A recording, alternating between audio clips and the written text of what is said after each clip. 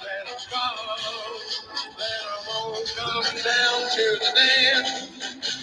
It's Saturday in Coco Lane, we've all come down to cheer. We've had our jelly deals and our glass of beer.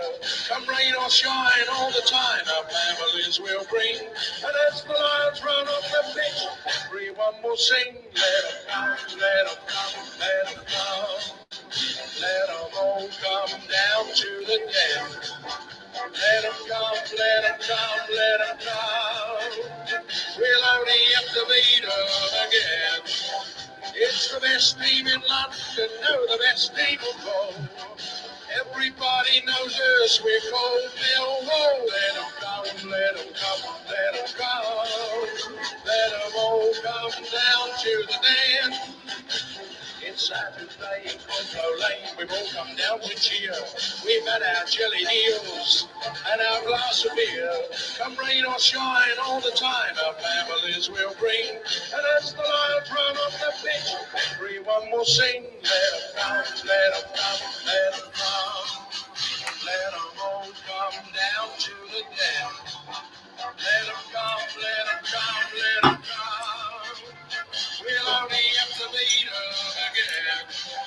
It's the best team in London, no, the best team of all. Everybody knows us, we're called Millwall. Let them come, let them come, let them come. Let them all come down to the den. Let them all come down to the den.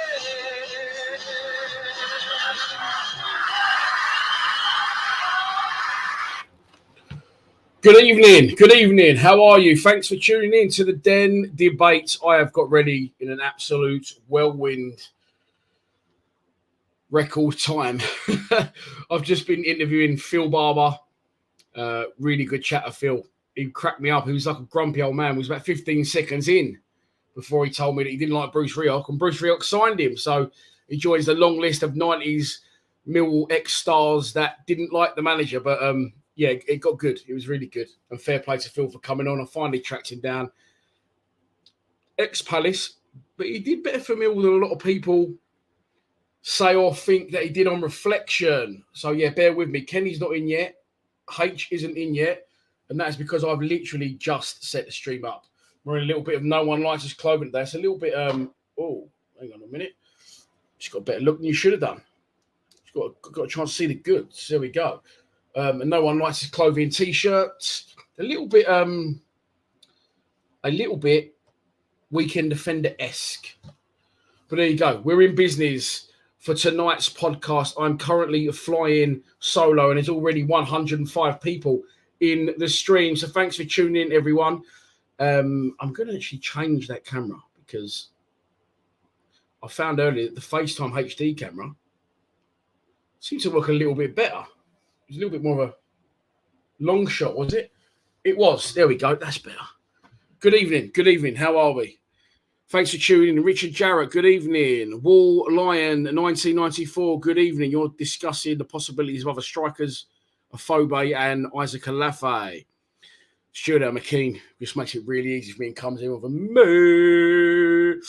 The playoff dream, ladies and gentlemen, is real. The hype is real. Tonight, we are going to look back at the last 6 games we've played since we've done the last podcast. It's been a while. Didn't do one right back to previous to just the Stoke game before the international break. And we're going to be looking at our playoff credentials, our possibilities, because it is real, as I've said. The possibility is real that we could make the playoffs. 3 games left for us, 4 for Middlesbrough, 3 for Blackburn, 3 for Sheffield United. They're the only teams in the mix, really, as far as I'm concerned. Not mathematically impossible for other teams in and around to make it, but they're the 3 I'm earmarking as possibilities. I did say that I thought Blackburn and Stoke, no, they actually lost to Stoke at the weekend.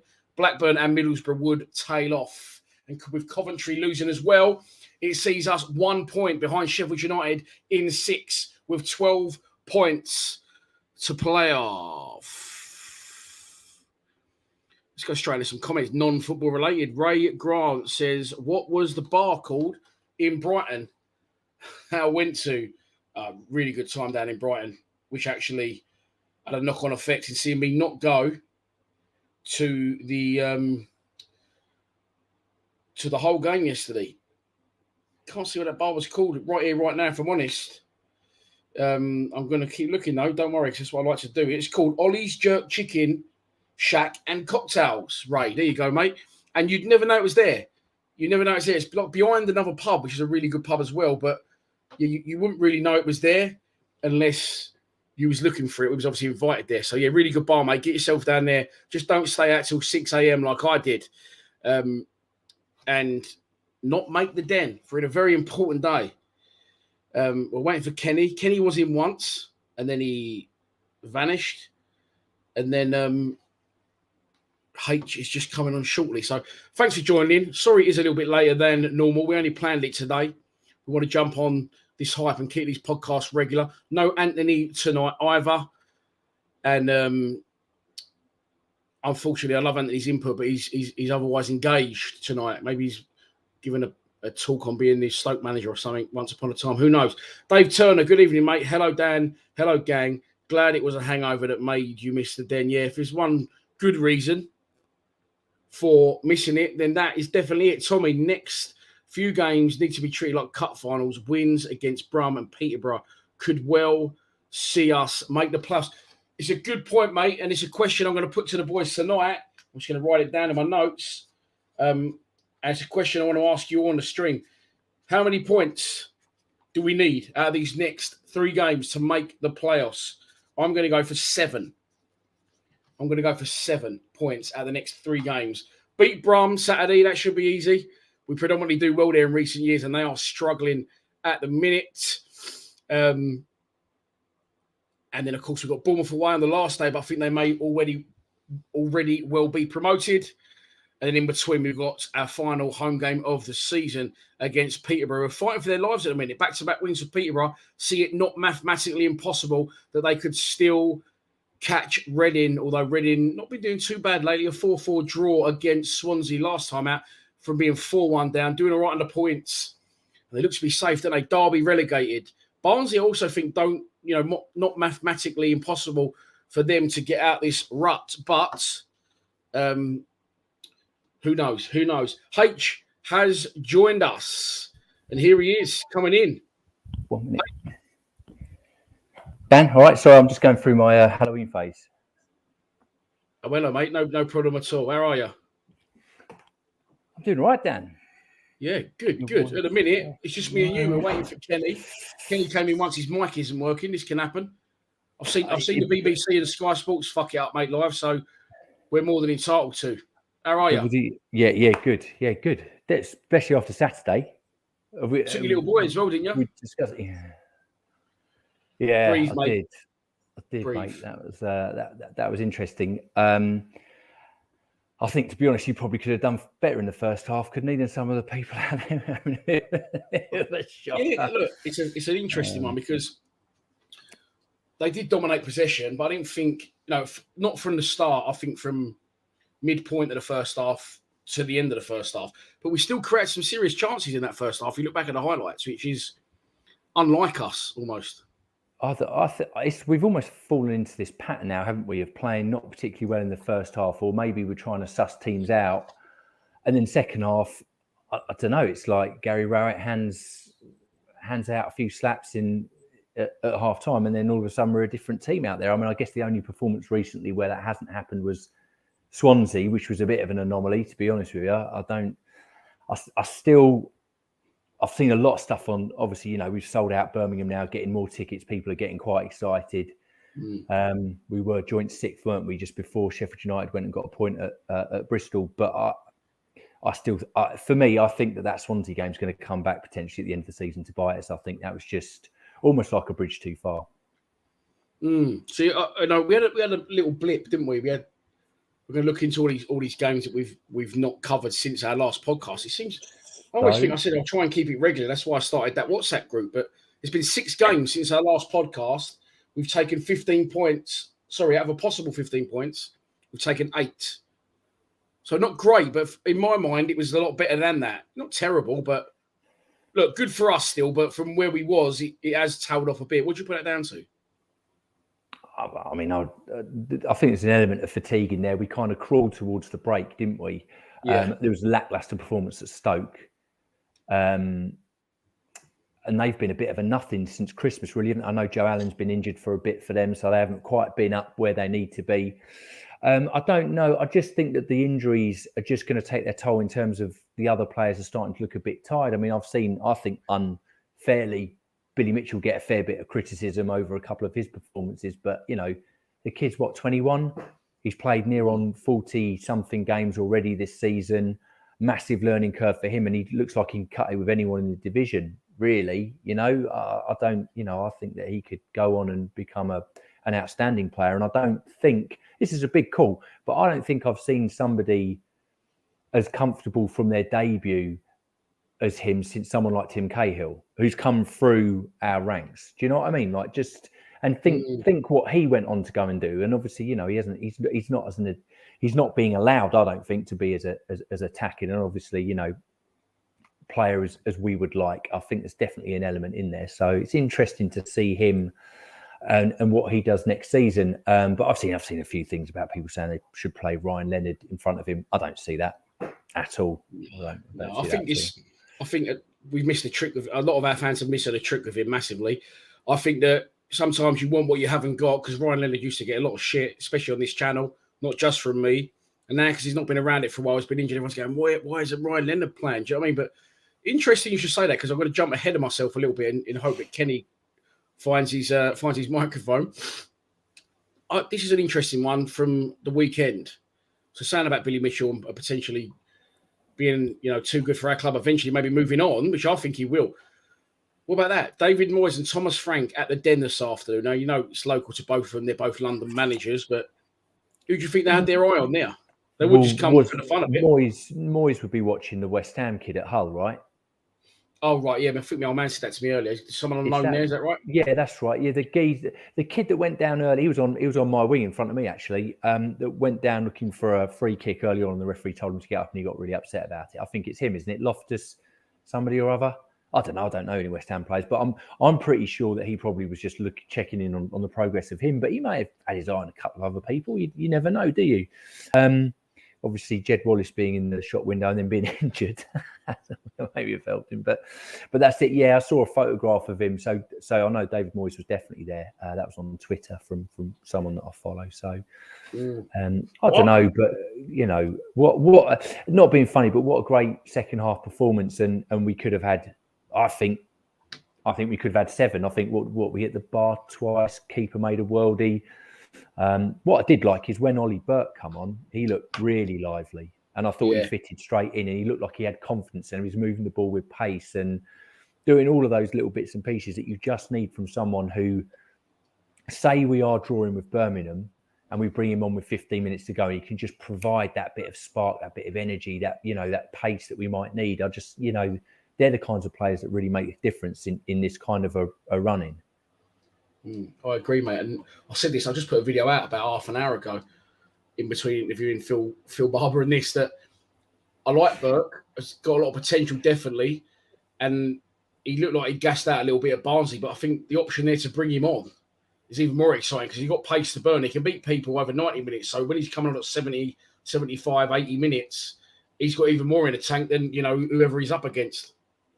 And like his opportunity, he hits that with the outside of his boot. Like, you don't do that unless you're playing with a bit of confidence. And he was, you know, keeper made a couple of worldie saves, and without those saves, it would have been 3 or 4-0.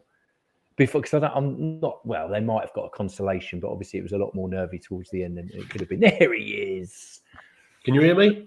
Yeah, we go. For the audio viewers, Kenny Drake was in the stream, so that's myself, Kenny and H, the dream team, some call us. We're like a Phoebe, Bradshaw and Bury. Who do you want to be, Ken? Which one?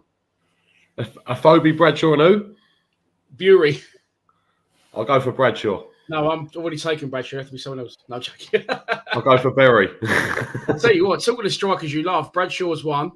And the other is, well, you don't love Mitrovic, but you put a bet on him, people won't know, at the start of the season to be top scorer in the Championship. I saw this from Jake Sounders online earlier, boys. What do you make of this? Little bit of research tells me that only Mitrovic has a better goals per minute ratio than Bradshaw this season. 133 minutes, 9 goals in 21 games, a very decent return. Key for him to stay fit. If he can, then we'll have a real capable player on their hands. He's come good for me. We maybe got the right one, maybe not so right, but the Bradshaw one we definitely got right, Ken, didn't we? For a long time we've been saying it. Yeah, I've always quite liked Bradshaw. I'll be honest with you, I don't think that I backed him as much as you though. I'll still give or take with him a little bit. And although I thought that there was a bit of ability there and I thought he would score goals, I didn't think he would be a prolific goal scorer, if that makes sense. So I would probably say that I got it wrong more than I got it right with him. I felt like we needed something else as well as him. I do love him. Yeah, I think we've all think that we should play in a way where 2 strikers is key. And we've got this free strikers. It's really 3 strikers. I know it's 2 wide men, but it's 3 strikers. And we seem to have got the formula right, H, now, don't we, mate? I think so. It seems to work quite well. I mean, Afobe's little nod down as well for Bradshaw's goal is very, very good, right? Very, very good. I'm not quite sure how, but I missed that in real time when I was at the game. I can't think how I could have done that sitting on some steps instead of a bloody seat in the East Stand with the sun in my eyes. But what finish as well from Bradshaw. Like he just, I've said this, and I've said this throughout the whole season. I said this before the beginning of the season to a number of people, and that was, if he gets the right service, and I don't think he ever did get the right, the real good service. And what we saw with the right sort of service is that type of flick on for him to go and attack, or a ball that's in the 5-yard box for him to go and attack. Like those are the kinds of things that I think he's fantastic at doing. And he's, there you go. Look at that statistic, and you just think, just hope that, like what Jason was saying, if he stays fit, we might have someone that could answer a lot of our striker indifferences maybe going forward next season. Because he's a decent return. He scored some good goals this season. I think half the problem is that with a lot of our strikers that we've had recently, we don't tend to play to their strengths, do we? I know it sounds silly, but I was going mad about Matt Smith because at the time when we weren't really playing that great of football, and the only options we really had was to stick it in the box.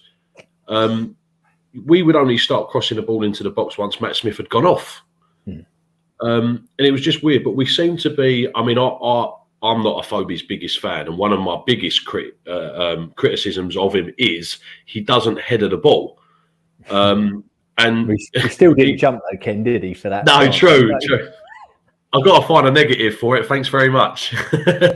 But like the minute he does go and do something like that, all of a sudden Bradshaw's in. I was already screaming and shouting that he'd scored before he'd even touched it, Bradshaw. And I think I see a comment from Rowett as well. Is that if he's in that position, 9 times out of 10 he's going to put it away, and I believe that as well. Back to Bradshaw.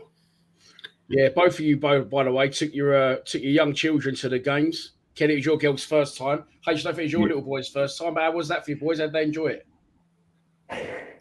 I'll let H go first. I'll tell you something now, right? In the Dockers, what I still refer to as the East Stand, and people look at me like I'm mad, but I just can't. I've still got that Tourette's, having sat there for the entire time I've ever been at the Den. They used to have the little front bit where the kids could run up and down in and like kick plastic bottles and do that. And they've now put all of this muggy like mesh wiring and stuff to try and stop people running on the pitch. And it means that now when I went down, so my boy was all right until about the 70th minute. I went down with him down the steps onto the concourse, and there's about 40 kids down there kicking plastic bottles. There's a football going on. There's a few mums and dads standing around, and I'm like, all they need to do is just open up from like block 43 onwards and let them all run around out down there at the front. I mean, they're ruining the creche that we had at the front of the stand, and that made things so much easier because like trying to contain a 2-year-old in a seat this big, it's just a nightmare, right? And I haven't gone upstairs yet into the multi-sensory zone or whatever because I'll just never get him out there and I'll never see any of the games. So I know I can't go down that route with him. Certainly not until he's a bit older anyway. He can look after himself. But yeah, mate, it's great though, isn't it? It's the best thing. Like going to going and having a few pints before the game, having a pizza, taking your child. That's what I dreamed about, really, forever, having children. So yeah, it was mega, but also I'm knackered. I'm still recovering today. Ken? Well, I'm going to be honest with you, boys. My little girl was an absolute dream. Yeah, she came up to Harry's bar with me, and I think because I'd put up on the pre-match prediction that I was bringing Evie, we had a lot of people sort of coming up and saying hello to her and whatnot, and yeah, she was good as gold. She sat in her seat for 90 minutes and half time, and she didn't cry when we scored. So. And on the way home, all I've got in the back of the car is na na na na na na na na na na na. Whoa! Brilliant. That's all I've had. That's quality, but yeah, do you know what? That's the thing. I mean, my oldest boy now, he's 15, so he's got misses on the go and everything. He's nearly as big as me. But first few times I took him, you want to take him, but you got to get that age right because it can be more aggro than it's worth for you. Sometimes they fall asleep, and then they wake up at half time and say, "Is that it? Can we go?" And they just want to go. I don't know if the Toys R Us is still there on the Old Kent Road, but my boy used to come. Yeah, I don't go in that way, but I used to take him and go Toys R Us, McDonald's, Millwall to get him to get into it. And he wasn't really interested in the football. He's coming obviously Birmingham on Saturday, big Millwall fan, but. Yeah, good boys. Good to get the next generation involved early, and a win always helps as well. 2 goals at the Cold Blow Lane end, and we are looking firmly at the possibility of a playoff place. The hype is real, and it is a strong possibility, in my opinion, because anyone could beat anyone in this division. So I'm just looking through the comments because our old mate Trevor Reimer-Goff bumped into you, Ken, didn't he? And he's put it in the comments. He did, yeah. So we bumped into each other on the stairs at Harry's bar. I recognised him straight away, and. Yeah, he recognised me straight away. So we had a quick chat. And Trevor, really nice to meet you. Hopefully see you again soon down the Den. Isn't it weird when you said to me, "Oh, yeah, Trev." And I went, "Oh, yeah, Trev. I've never met him. He's my mate, but he's actually my mate." Christian Bastianelli, thank you for your kind donation. Mick Robinson, thank you very much for your donation. Super chats are open. There it is. And you can donate to the channel via the comments if you want. I'm not going to say no. That's how us YouTubers survive, unfortunately, in the world. Right, boys, let's wind it back. There's been 6 games since we last played. 15 points available, 8 taken, 1 loss, 2 losses, 2 wins, 2 draws.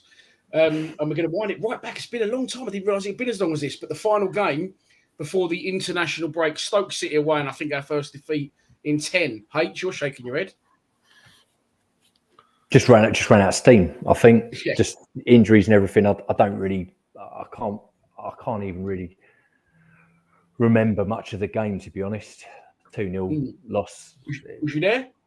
No, I couldn't go. No, I wasn't there either. One of those. Who was you up against? Who was we up against?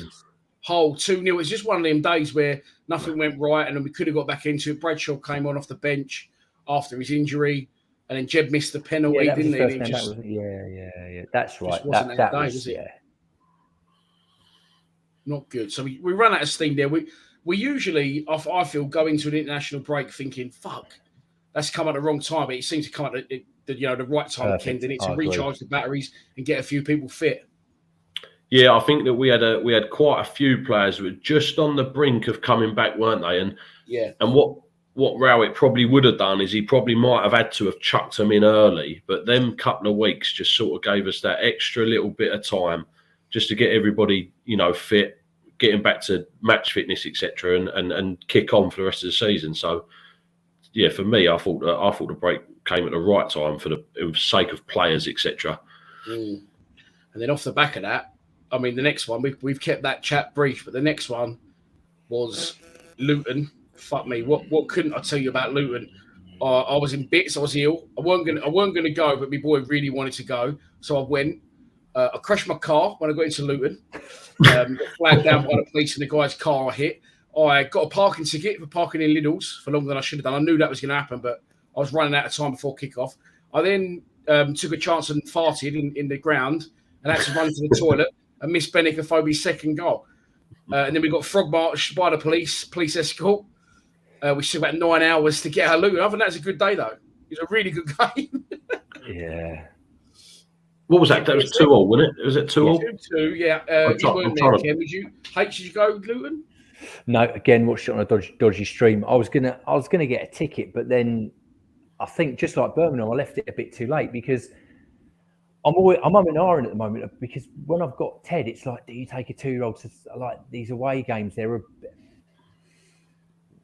Then you know they're not. Isn't it? It's different. There's a different vibe at an away game, right? Especially if it's somewhere like Luton, especially if it's somewhere like Birmingham with all the history. So I didn't get one in the end. So I just watched it on the stream, and I thought, again, you've got to say that a draw at Kenilworth Road this season is a good result, right? Look at the teams that have gone there and lost. But when you lead a game twice, and you know the final goal's 87th minute own goal, you're like, oh. There's 2 points that would be putting us in 6th. I get that bit. I've been a lot more sympathetic lately towards our performances, towards our results. And I think it wasn't doing as well. That would usually be something that would fuck me off. Like, you know, conceding not just late, but also very, very quickly after we'd just taken the lead. I just feel that twice. Yeah, you know, so quick. we've had a good, you know, we turned it around, and I'm more sympathetic now because of recent performances and recent results. And I feel that I thought Luton were a really good side, Ken. You watched the game, I think, didn't you? Yeah, I think I'm a little bit the same as you, and I've always said it's about the grit, determination, etc., and performances that you know turn me on, so to speak, instead of other bits and pieces. I think the boys put a shift in against Luton. I think it was a very entertaining game of football. Yeah, it was great. And you got the exciting. We were 2-1 up, and to be honest, did we deserve to win, or did that game deserve a draw? And I think the game deserved a draw more than what we deserved to win. So, I agree. You come away from there going, right, okay, well we've gained a point, so to speak. That to me, we've gained a point. Yeah, I think we've it's weird at points when people criticise. I criticise when we're not doing well and we're not, I'm not happy with what I'm seeing. But like you said, Ken, entertainment, value for money. It was a really good advert for the league. They were a good side. And I felt that going forward, both sides were good. Similar to the game on Saturday, I don't really, against Preston, I didn't really feel that either team was at fault defensively. I think sometimes, you just come up against a good professional who's fucking good at their job.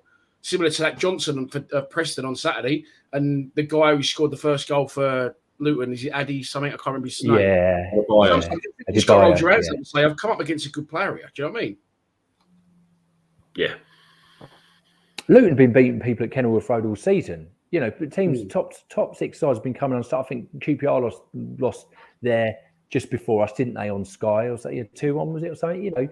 So it's a difficult, and it's always a difficult place to go to. I mean, I went in the 90s. I went on a run of not seeing Millwall win there for about 5 or 6 visits, right? Until the famous Tony Dolby free kick game, and then Paul Hartley scored the second just to put us in the playoffs. That was mega day out.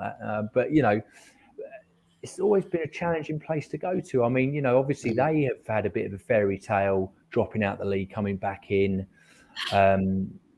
We smashed them. Similar to us. That's the sort of club you want to support. You don't want to support a Southampton. You want to support a club that goes, fuck off. You want that emotion. You want that raw feeling, don't you? You want excitement and ups and downs. You don't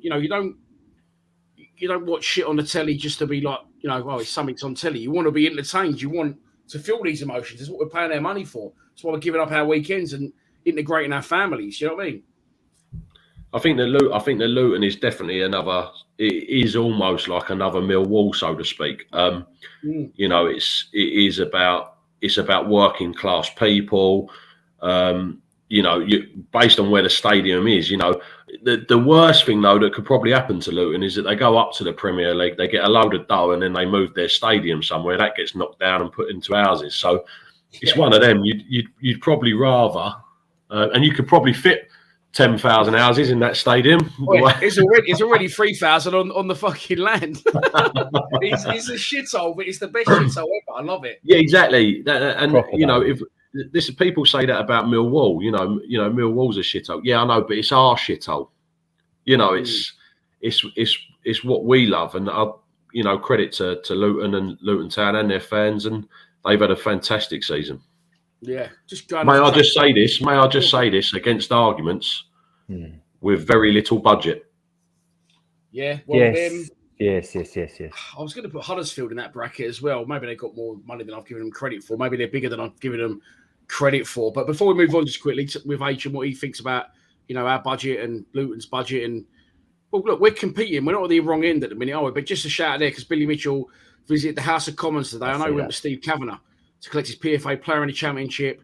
Community will say he does some fantastic work in the community. He's also a fucking very good midfielder, by the way. And his old man just sent me that. So there you go. If you're watching, mate, there you go. Just put it on the screen. Brilliant. Well done to Billy. I got told he had to wear a suit to the House of Commons, not a Millwall tracksuit. Yeah, there you go. That is his suit.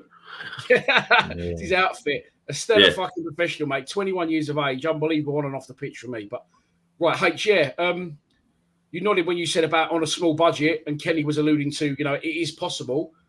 But we're there or thereabouts, mate. And I think, look at the top six, right? Let's get the table up. It's a bit early in the show. Done that weird thing again. I keep doing right. League table. Here we go. We'll discuss the possibilities later in a minute. Well, when I took this photo about 20 minutes ago, Fulham were 1-0 up against Preston. Not that really matters. They're out of sight. Look at that top six. Huddersfield and Luton both in it with us just outside. I mean, are we arguably the three smaller clubs in that top 10? Well, I think yes and no. I know Huddersfield's squad now, I think they've put together, they probably used some of the money from Carlon Grant to put to, I mean, I think they would have gone down with without him potentially last season. I think he sort of kept them up. I don't know. I think, I guess, I mean, Forest, obviously, they've got a lot of loan players. They've brought, Cooper, brought in a lot of loan players, didn't he? And I think quite a few Forest fans I've spoken to are a bit nervous that four of the sort of key to their team that was coming together in the game that they played us at the end of January when they beat us 1-0. But if they went up, they'd probably keep them. If they don't, well, next season could be very different for them. But, they look like they're home and dry in the playoffs, really, don't they, with a couple of games in hand, although, it takes a couple of injuries at this stage in the season and all bets are off, really. But, I think, of course, it's possible in the Championship because it's a mercenary league. People don't bet on the Championship. Like, real gamblers don't like to bet on the Championship because no one knows, except for both teams to score, right? Both teams to score in some relative home form. It's such a mercenary league. Look at what Barnsley did last season in the playoffs. This year, where are they? Shocking. Bless them. And so Luton could do the same next year. Suddenly teams get worked out and they're not in the same position. So you really got to take that opportunity when it presents itself. And for us, that means taking, I personally think you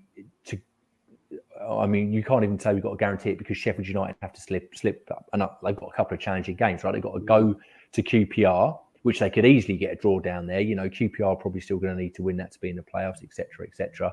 And they got Fulham at home on the last day of the season. Well, sometimes when a team's won the Championship, they take their foot off the gas. So maybe they will, maybe they won't. But that Fulham team's got creativity all over the park and could beat anyone in the league by 6 goals. So you've got to think we're in with a great chance. But, I know we're going to go on to this in a second. We've got to get something from Birmingham this weekend.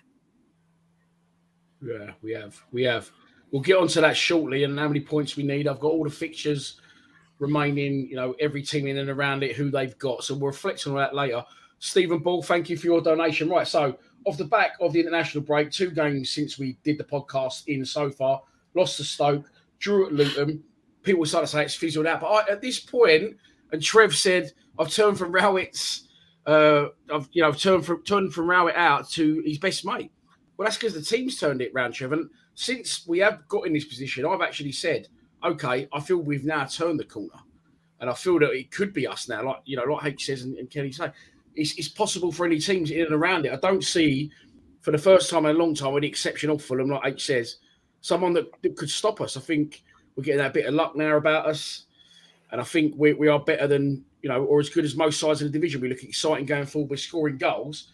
Before we move back onto the good, let's discuss the worst of the last, which is, of course, a 1-0 home defeat to Swansea. I've honestly, again, no criticisms. I thought Swansea was a really good side. Ken, what did you think?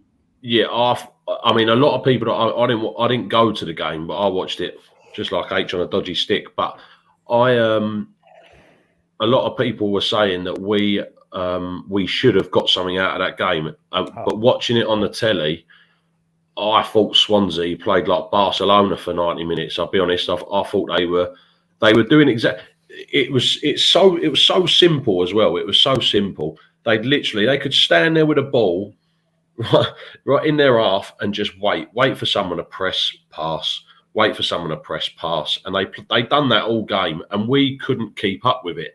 And they were finding pockets that other teams haven't found. To me, I mean, I think I'd said in the video, hands up, fair play to Swansea. They've taught us a lesson here. But a lot of people had different opinions on that. Actually, they thought that we could have got something out of the game. Well, I spoke to what you said. I take your point on board. I agree. A mate of mine who knows his football said it's big, and I want them to press. I'm not saying I don't. I think the high press works well for us as the sort of team we are, but they wanted us to do that, and because they was crisp when they're passing, other than a couple where they pass it back to their keeper and pass it off the pitch, that we shouldn't have pressed because we played exactly into their hands. Yeah. So that their number 26, I think, was it Carl Norton?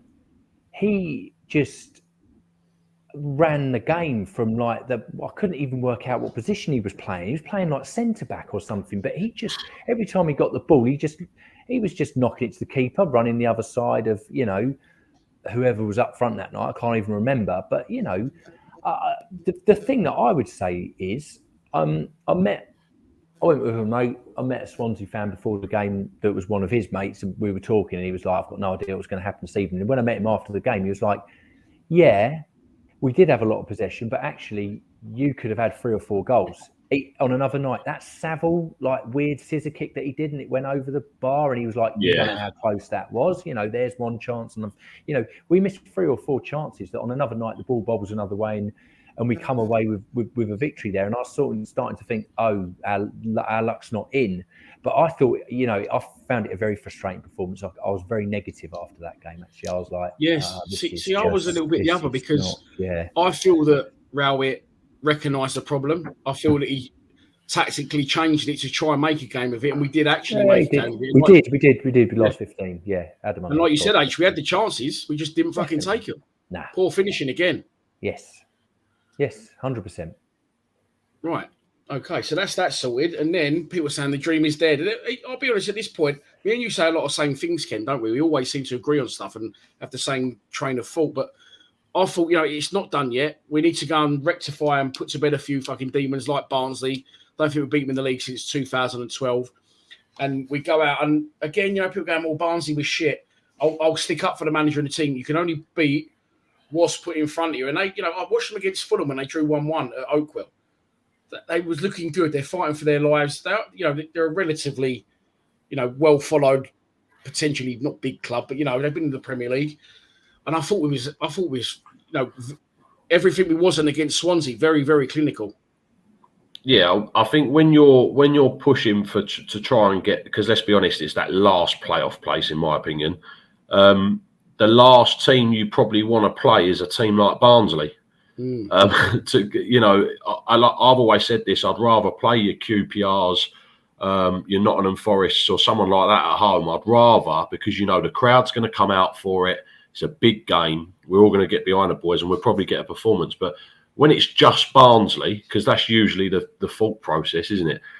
That they're the type of teams that are probably going to turn us over and kill our dreams. So, they have turned us over and killed our dreams before in the past. So, but I think that the game as a whole, I was relatively confident that if we had any dreams of trying to get into that playoff place, or if Rowett had any dreams and the players had any dreams of getting into the playoff places, we were going to have to win that game, and convincingly. And lo and behold, my 4-1 come in. Yeah, do you know what? You put what you put on the 4-1? So I put a 5 on it every game. Yeah, but in the prediction, you said 4-0. I know. Do you know what? I never back the prediction that I'll give you. Oh, my.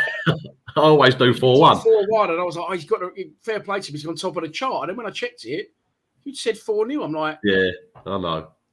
H, let's talk about the. I'm trying to think now because I've had a bottle of wine interviewing Phil Barber and it's been a couple of weeks, a week or so. The goals against Barnsley, boys, refresh my memory. H, what were they? Who scored them? Quite direct, weren't they? They were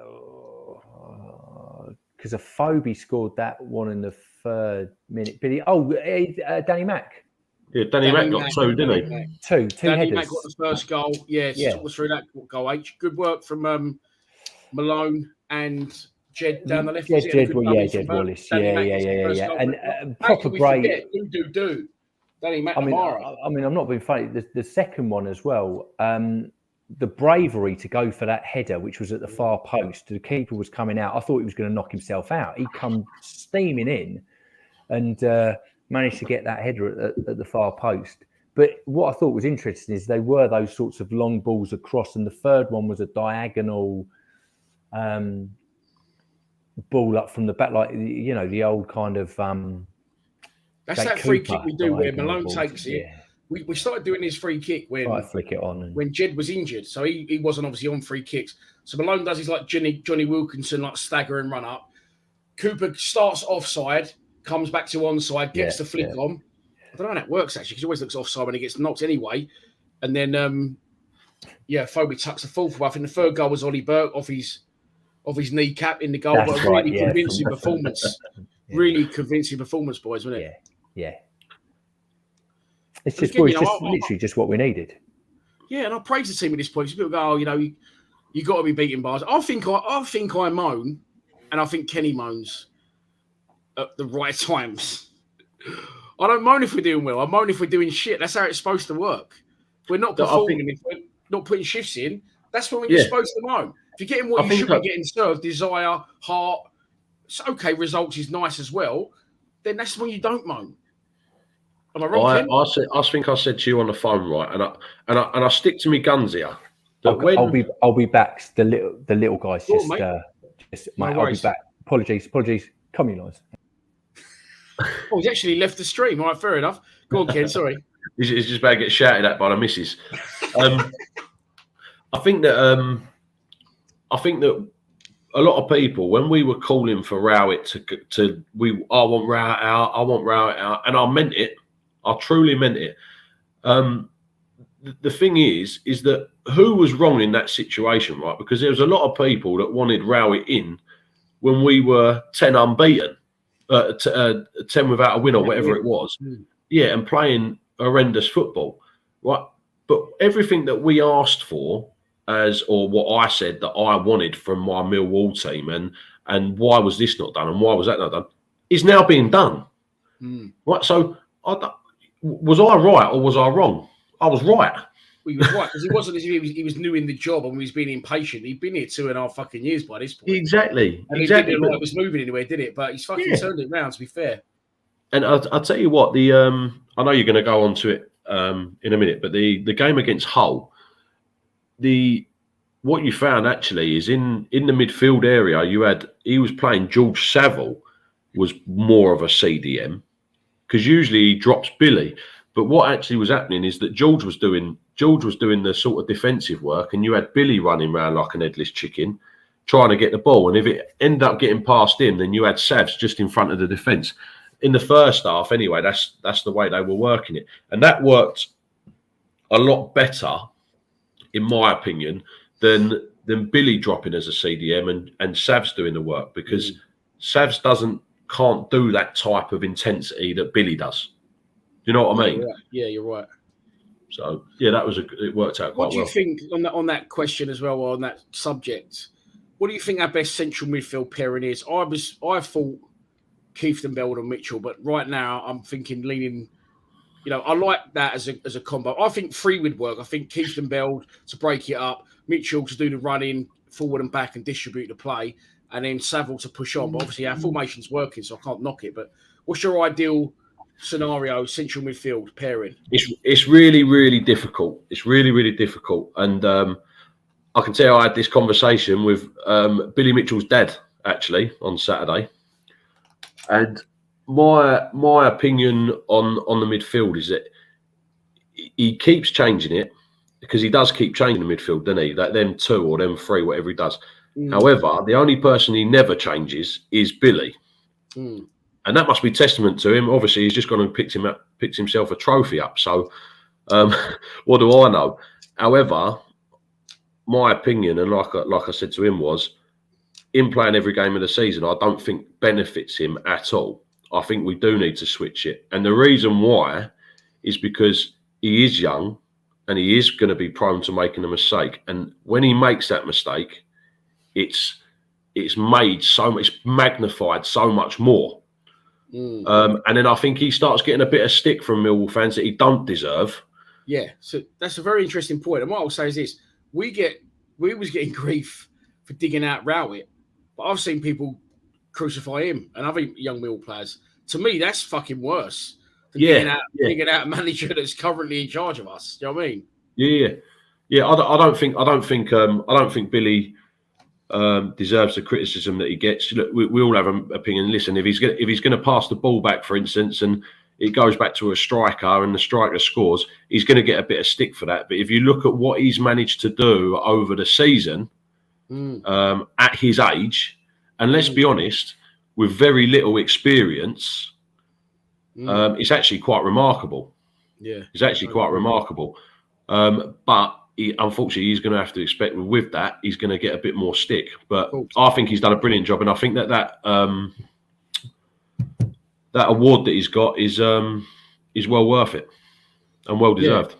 Super Steve Morrison's back. You could do us a favour on Saturday, Steve, by beating Sheffield United, and that is actually a question that I've got written down for later on. We're going to discuss the loanees and who we keep and who we win, and of course, we'd all keep Luke Freeman. So I'm just shooting through the shooting through the comments. I think he's had a great season. Yeah, fucking amazing, mate. 23 minutes at Fulham, I think. Christian Bastinelli, legend. Thank you so much once again for your ongoing contributions to the channel. Right, where do we go from here? H is in the spare room tonight without an absolute doubt. Trev says we're Millwall. We all moan. We've been around a few times.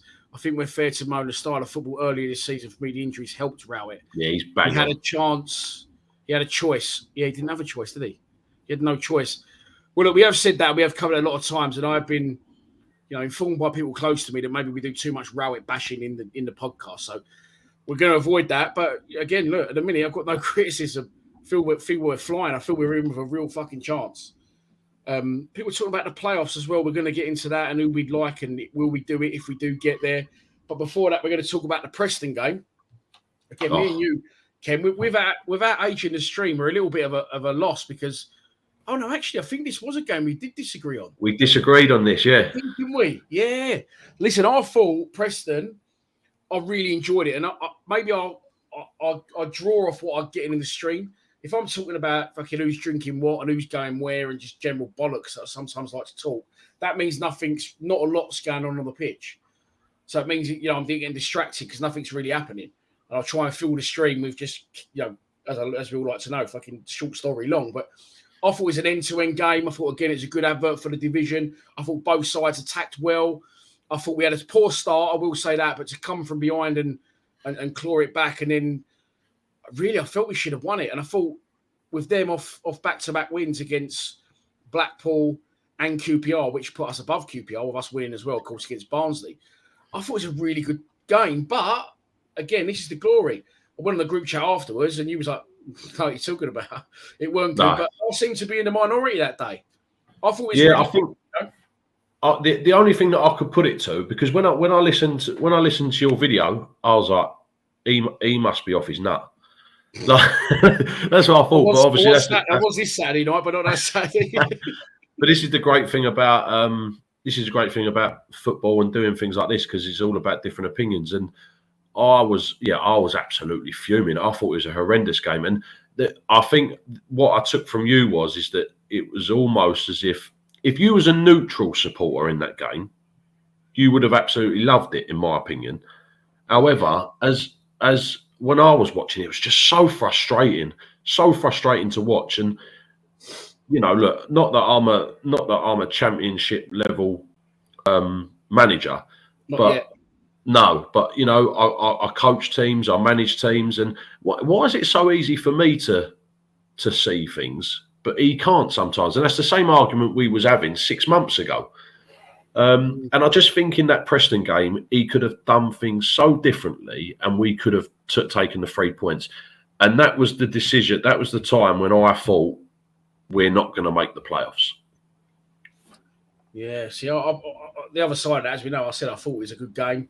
I know what you mean about being a neutral, but I want that. Like, this is God's honest truth. I've said it before. The results aren't always important to me, and I know they're not to you.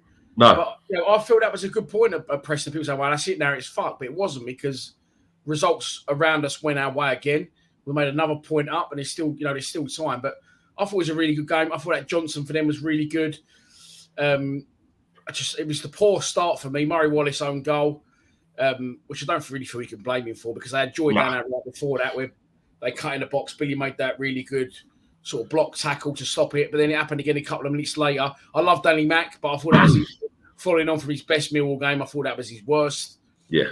To come back into it the way we did, Jed stands one up. Good work from Afobe. Fucking what an header. Murray Wallace this season. Do you know what? That was when you said it is exactly what I thought, because you said Alan Shearer-esque. Yeah. It was. Yeah. What an header. You ain't going to see a better header this season from our team, that's for sure. No. It was literally that good. I was thinking, when he edited it, I think that ain't going in. Yeah. Like, really, that just shows not just... Look, Murray Wallace is a character. He's a Millwall type player. His strength, his art on his sleeve. He gets stuck in. Technically, he's not the greatest of players. And I thought, by the way, against Hull yesterday, he didn't stop fucking giving the ball away, him and Scott Malone, for long periods of it. But he's exactly what epitomises a Millwall type player, isn't he? Not the most talented Danny Mack? Fucking get stuck in. What, Danny Mack? No, Murray Wallace. Oh, sorry, Danny Mack's really good, getting better technically. And Danny Mack's created a lot more going forward lately. He scored 2, put in a really good couple of opportunities against Hull as well. One for Bradshaw and one for Murray Wallace, actually. That he nearly scored again, his 7th goal of the season. But the Preston game, we agreed to disagree. I thought it was good. Good point on the road. You draw your away games, you win your own games, you're getting promoted. Simple as that. Yeah. I think just going on Murray Wallace, Murray Wallace is the player of the season for me. Definitely. I think that every single season that he's played, he's improved. And I remember when we got him from Scunthorpe, what was it, for 150 grand, and you thought, what is this? What is this that we've got? Yeah. Do you know what I mean? We lost against Plymouth at home in the League Cup 3-2. Right, by the way, we just given them Byron Webster at that point. It wasn't a swap, was it? But Byron went to Scunthorpe. He come our way, and I went, what have we got here? And the Plymouth striker run at him. He was playing centre back, and he went left, right. Murray went out and fucking fell backwards. And I remember saying in my full-time reaction, I said he got turned inside out more times than a baboon's arsehole. I was like, who is this geezer? But he's fucking grown into it. Harry ain't got a Scotland call. Well, I know Harry ain't got a Scotland call up because they got what's his name, Robertson from Liverpool. But I trust him now, Dan. I trust him now as a centre back. I don't trust it. I don't trust him on the left, but as a centre back in that 3, I trust him. Yeah. So people saying they had a great game from Murray at Preston, which it was, and it showed character to score the goal and real talent, and Alan Shearer in this to score that goal. But he actually scored an own goal as well. Let's not forget that. But I suppose he couldn't do a lot about it, to be honest. Steve Lee says it's another game where we need an extra body in midfield, and he didn't change it up. So he's agreeing with you. I don't know. Well, listen, this is when people get you get this a lot. Me and you always say this. God's honest truth, I don't look on YouTube comments anymore. Or any social media. Otherwise, I'd fucking probably strung myself up a long time ago. I drop the fucking bomb and I get out, and people are going to say good, and people are going to say bad. But I don't worry about it. But sometimes you're like, yeah, that geezer said that, or this geezer said that. And I know people that do that, but I've got my opinion. I stick to it, and that's it. And if people don't want to agree, then they don't want to agree. But yeah, Steve says that it's another good game where he didn't change it up. You can't really argue with the run we're on. I think it's 1 defeat in. No, it'll be 2, won't it? Stoke and Swansea. 2 defeats in 15. Really, really good. Really, really good. Yeah. Yeah, but how many draws are there? And this is the big problem. Although that is a good statistic, the problem is that there's been games that we could have won, and they were draws. Do you know what I mean? Like, you can't argue with a Swansea result. I don't think. I don't think you can really argue with a Stoke result either. To be honest. But this is the thing, right? A couple of people there saying, well, you know, Michael, he's been our Bart isn't in the Poland squad as well. It's true, but are they going to Qatar? I don't know. Because if you have three keepers, surely I know you got Chesney there, but Fabianski as well, I think, isn't it? Chesney, Fabianski, and then surely Bart. Surely. Yeah. Fuck me. Liverpool 3, Man United 0. 68 minutes. No Ronaldo, of course, tonight. That's fucking tragic news. But what you said there, this is a thing that I don't agree with. A lot of people say, well, it was the fucking Swansea game that killed us. Well, it was the fucking Luton draw that killed us. But there'll be games when we've won when we shouldn't have, or we scored late and we was drawing. I think it all evens itself out over the course of the season. Do you know what I mean? Yeah, I agree. I just thought that when we drew with Preston, I think, me personally, because I don't think we're going to get in the playoffs, and that was my thing at Preston. When we drew with Preston, I thought we can't get in the playoffs now. And I've always said this as well. The hardest thing is getting in the playoffs. If we get in there, we'll win it. I genuinely believe that if we get into the playoffs, we will win it. But I just don't think we will. I think we've had our luck. Well, that's the thing. We never used to get it. We used to get fuck. I hate it when people go, "Oh, the referee." I'm so bored of people when go, "Oh, the ref done this." And I know I'm not saying they don't, but it's saying that we have always had to live with, and we can't really factor in. You know, you're going to get fucked over at points for that. And I've said in videos before, we should have VAR in the Championship, you know, but we haven't. So we move on. Steve, 8 wins, 4 draws, 2 defeats in the last 14. That's good. That's good numbers. I remember at one point as well when H said, I want Rowett in, but I think he'll be gone because of our next 5 games. And we had some really difficult fucking fixtures. So to be where we are at this point in the season, with the amount of injuries we had, the budget we're on, you can't escape the fact it's really good going. Right, so we've moved on from Preston and we're going to discuss Hull. We mentioned it quickly, of course. You know, you both took your young children, but for me, Hull was a game. Started okay. They grew into it. They started to dictate play. But again, that didn't really bother me because teams always do that against us. But despite that, this is another thing where I think we've turned the corner. Honestly, I went Reading away. I went, Blackpool away. We was going to games and not having a shot on target, but not having a shot. We've had 18 shots the weekend. First half, they had a bit of possession. Okay, we maybe didn't play fantastic. But we still had, if you watch the extended highlights, I actually thought to myself, the highlight reel that goes on the EFL, goes on the Mill official YouTube channel, which is EFL sort of sorted out. They're 2 minutes highlight packages. That's what they put out. I was thinking, they're never going to get that into 2 minutes, the amount of chances. They just didn't show a lot of them. But we still hit the target 3 or 4 times in the first half, I think, and caused problems despite not playing bad. And that's another reason, as well as the luck, that I think we've turned the corner. I think we are now looking dangerous going forward. I think we are creating chances. I think we do make the right decisions going forward. We have got pace and we've got options off the bench as well. So for me, the whole game, first half, I've seen a lot of people saying, "Oh, that was fucking." I think H said it earlier. That was shit. First half. Did you think the first half was that bad? I didn't think it was really bad. I think we were weirdly. I felt quite in control of the first half. Yeah. I'm going to be honest with you. Bart kept us out of trouble a couple of times in the first half as well. He made some really good saves. Yeah. So it could have been quite different at half time, but yeah. The second half was out of this world, in my opinion. Absolutely out of this world. We were non-stop chances, like just every 2 seconds, like chance. Yeah, it goes back to me. It goes back to the days of when you used to have Eiffel on one side and Kinney on the other side, or Stephen Reid on the other side. And you had 2 wingers. You didn't know which side it was going to come from. They bombed down the line. You're spot on. I didn't never thought of it like that, but it was like that. Yeah, it was exciting, and you thought that something was going to happen, and we were 2-0 up, and you didn't think this train was going to stop.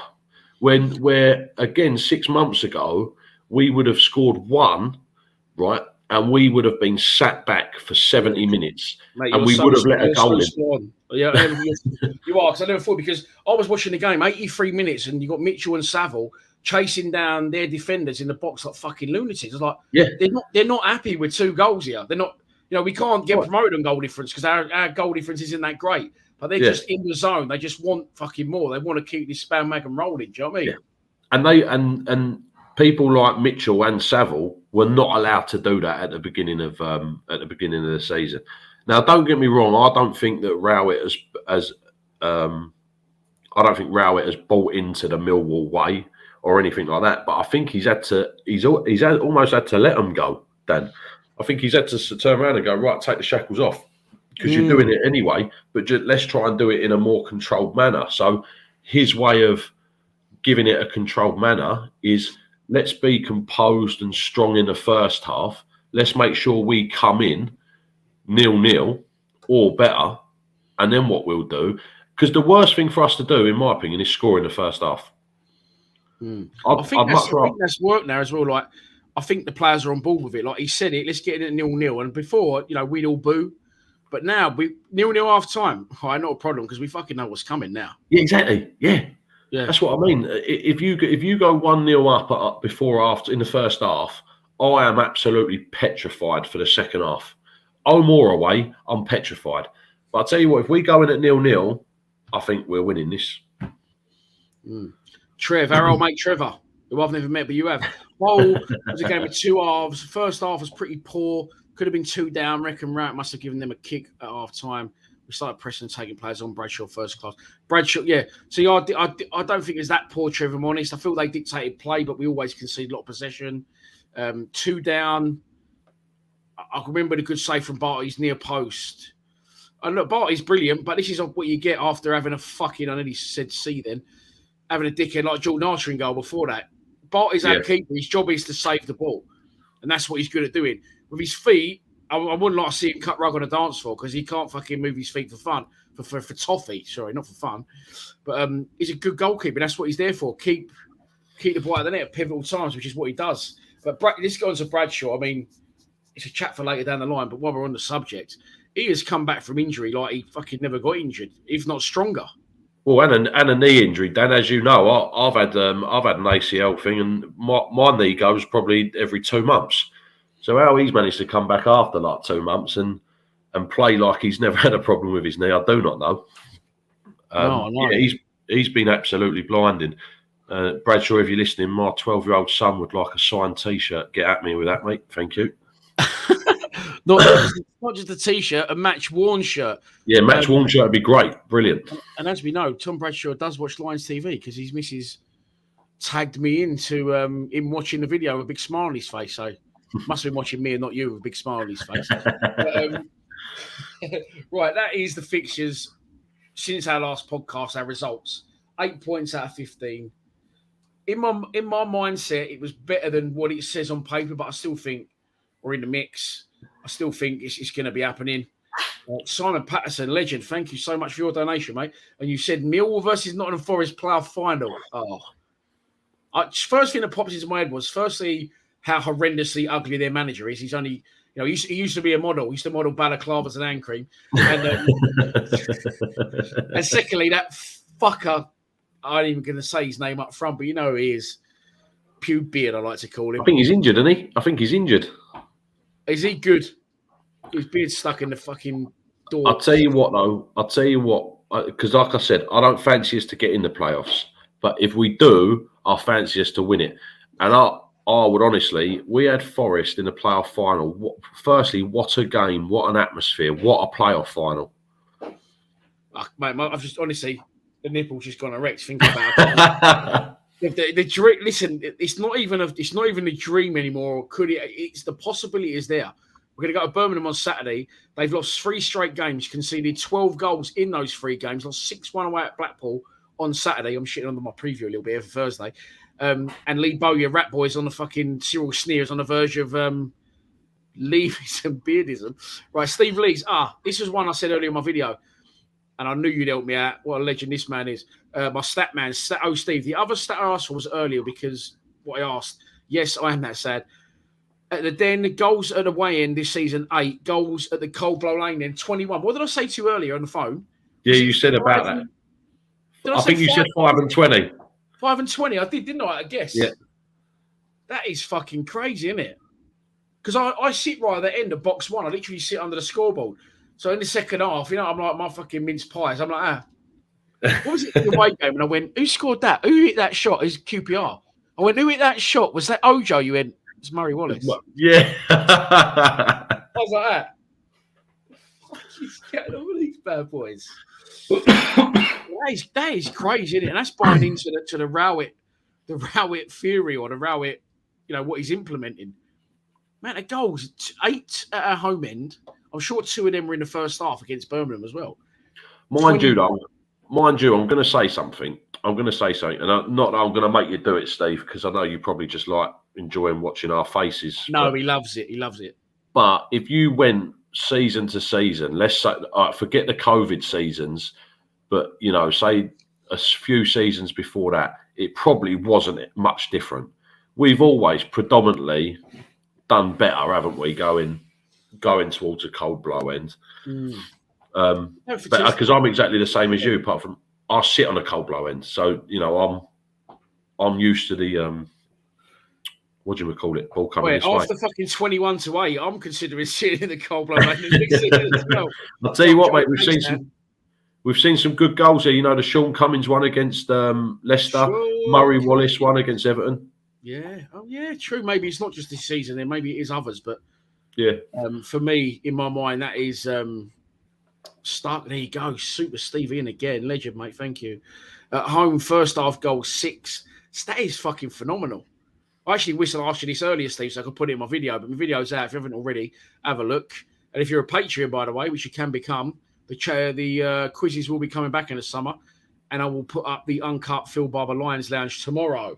Right. Moving on. Where do we go from here?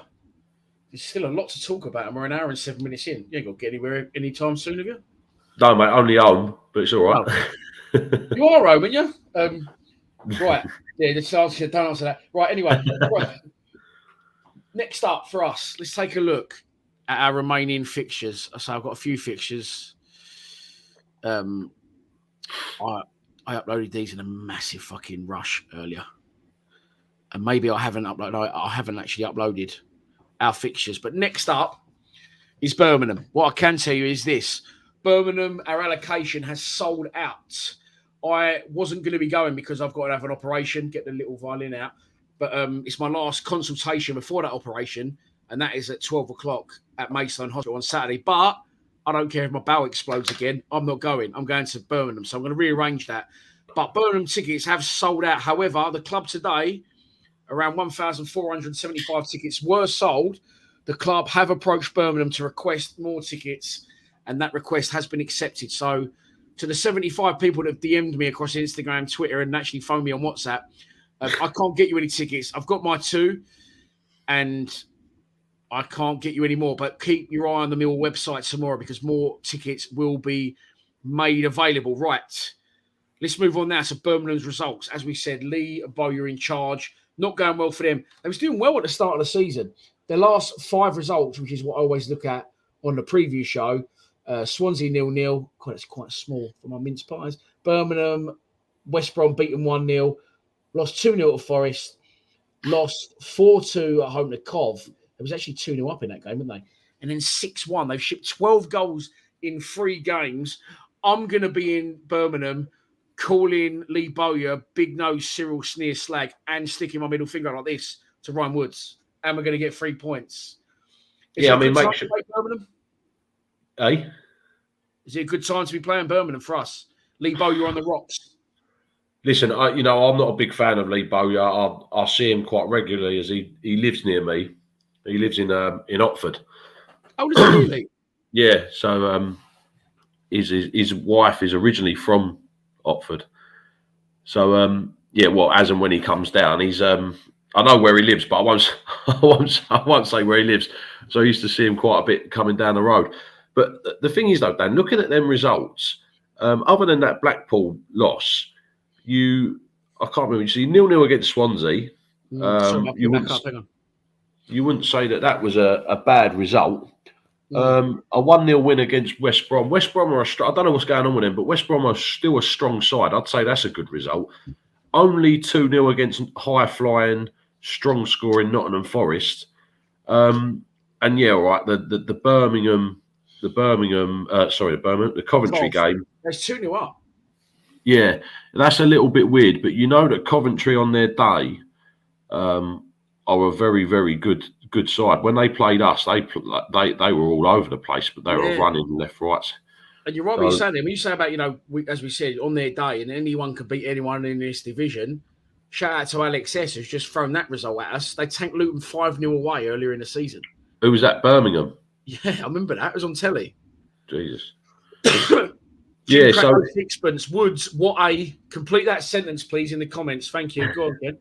Yeah, so I think we have to be a little bit careful. A team coming from a 6-1 loss is a very dangerous team, really. I'd rather they beat Blackpool 6-1 and then we played them than lost 6-1, to be honest. So, we're going to have to be at our best to do it. He's a man of the world, Trevor. Does he live in the duck house in the pond? Honestly, he's out every Sunday in his cravat with his labradoodle, with a little, maybe a pipe on the go, having a glass of Chateau Neuf de Pape, having a roast dinner with his family. What a man! I had to ask him because he said he's in East Sussex now, and he said he used to live in Sevenoaks, so he probably sold his house for $5 million, and now he's making the most of it. But Trevor, just so you can see that. Oh no. Ryan Woods. There's the Oxford. Rex, short arm, ginger lookalike. Honestly, I fucking There's not many people I hate, and I actually had to spare the thought for Jordan Archer today. I fucking hate Jordan Archer. I don't hate Woods as much, but I'm not far off. Just you know what? You like a punch if you wanted to get on your knees because he's fucking Scott legit. Do you know the frustrating thing with Woods is the problem is Jordan Archer was shit.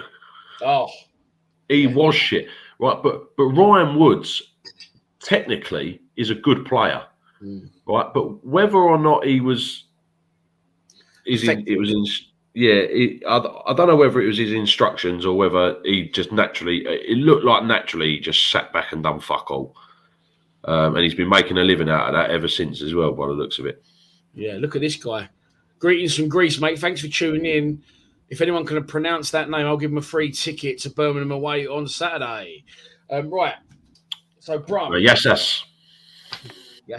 Oh, you used to live in Greece, didn't you? I used to live in Cyprus, yeah. Sorry, mate, Cyprus, yeah. Archer Lions Lounge, honestly.